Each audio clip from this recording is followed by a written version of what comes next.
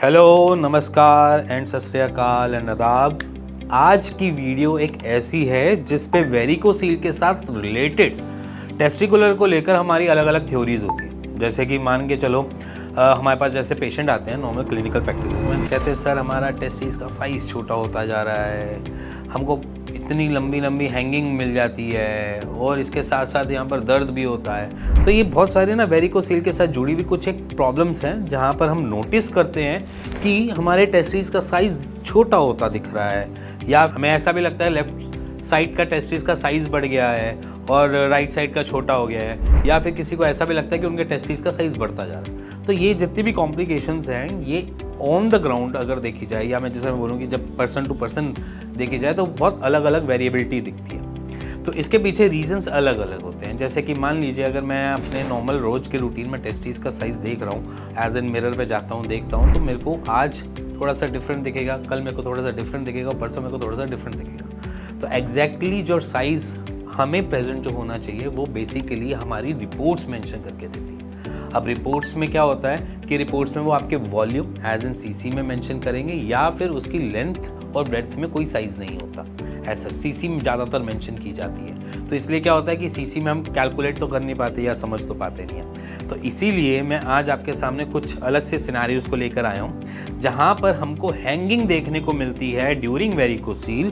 तो हमारा जो राइट साइड का टेस्टिस है वो हमें मोस्ट ऑफ द केसेस में छोटा दिखाई देता है, क्योंकि लेफ्ट साइड का टेस्टिस हमारा ज़्यादा हैंग हो रहा होता है, जिसकी वजह से हमको वो बड़ा और राइट साइड का टेस्टिस थोड़ा छोटा दिखाई देने को मिलता है। और जब ये देखने को मिलता है तो हमें ये लगता है कि हमारे टेस्टिस का साइज छोटा होता जा रहा है ना। सिमिलरली अगर मैं बात करी जाए कि यहाँ पर अगर पैनिक वाली सिचुएशन है तो बिल्कुल मत समझो कि यहाँ पर पैनिक करने की ज़रूरत है, क्योंकि एग्जैक्टली देखा जाए तो हमारा जो राइट टेस्टिस है वो हमेशा ऊपर की तरफ मिलेगा और लेफ्ट टेस्टिस हमारा नीचे की तरफ मिलेगा। और जब हमारा लेफ्ट टेस्टिस नीचे की तरफ मिलेगा तो हमें थोड़ा सा बिगर दिखेगा एज़ कम्पेयर टू राइट से।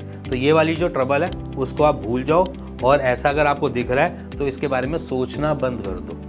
अब इसके बाद एक और कहानी आती है जब हमें लगता है कि हमारा साइज़ जो है बहुत बड़ा होता जा रहा है ना। ऐसा लग रहा है कि पहले से हमको इन्फ्लेम्ड मिल रहा है या इन्फ्लेमेशन वहाँ पर देखने को मिल रही है, तो वहाँ पर बड़ा हो जाता है। तो कुछ केसेस में वेरिकोसील में हम ये भी नोटिस करते हैं कि हमारे टेस्टिस थोड़े से बड़े दिख रहे हैं। उसके पीछे रीज़न ये है क्योंकि आपके टेस्टिस इन्फ्लेम्ड है कॉज बाय वेरिकोसील, जिसकी वजह से उसका साइज़ जो है वो थोड़ा सा बड़ा देखने को मिल रहा है। और वहाँ पर अगर हम रिपोर्ट्स में भी मेंशन करें तो वहाँ पर भी वो थोड़ा सा साइज़ को ज़्यादा मेंशन किया हुआ होता है, कॉज बाय इन्फ्लेमेशन। इन्फ्लेमेशन मतलब थोड़ी सी सूजन आ गई है टेस्टिस में, जिसकी वजह से हमको साइज़ बड़ा देखने को मिल रहा है। तो यहाँ पर भी कोई परेशानी वाली नहीं है, ट्रबल की बात नहीं है। एंटी इन्फ्लेमेटरी अपने आसपास के किसी भी डॉक्टर से इसका ट्रीटमेंट लोगे तो वो आपको ड्यूरिंग एक वीक के अंदर वो नॉर्मलाइज कर देंगे, इसमें कोई बड़ी दिक्कत नहीं आती।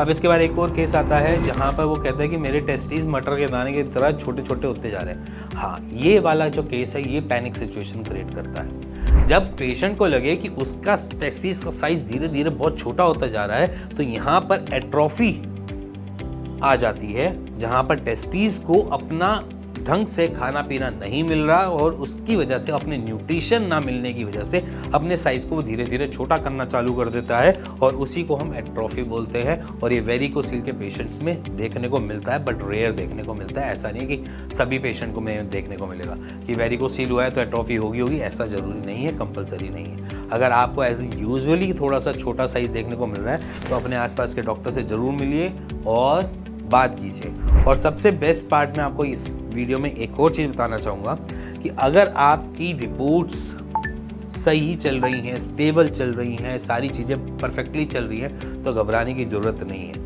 अगर आपके टेस्टिस का साइज़ उसमें धीरे धीरे करके छोटा दिखाई देने को मिल रहा है तो वहाँ पर थोड़ी सी दिक्कत आ सकती है। तो प्लीज़ जिससे भी आप ट्रीटमेंट ले रहे हैं प्लीज़ उससे कंसल्ट कीजिए, क्योंकि एट्रोफी आना परेशानी वाली बात हो सकती है। तो इसलिए परेशान ना होएं, अपने आसपास के डॉक्टर से कंसल्ट जरूर करें, टेस्ट की रिपोर्ट जरूर करवाएं जिससे क्लैरिटी मिलती रहे, और पैनिक ना करें, क्योंकि जितना आप पैनिक करोगे उतने ही आपके रॉन्ग एक्शंस होंगे। तो उससे बेटर है कि समझो हो क्या रहा है, किस तरीके से हो रहा है, तब उसके ऊपर एक्शन लो जहाँ पर आपको थोड़ा सा रिलीफ भी मिले, उससे बाहर निकलने की पूरी तैयारी कर पाओ। इसी के साथ मिलेंगे नेक्स्ट वीडियो के लिए, तब तक goodbye and take care.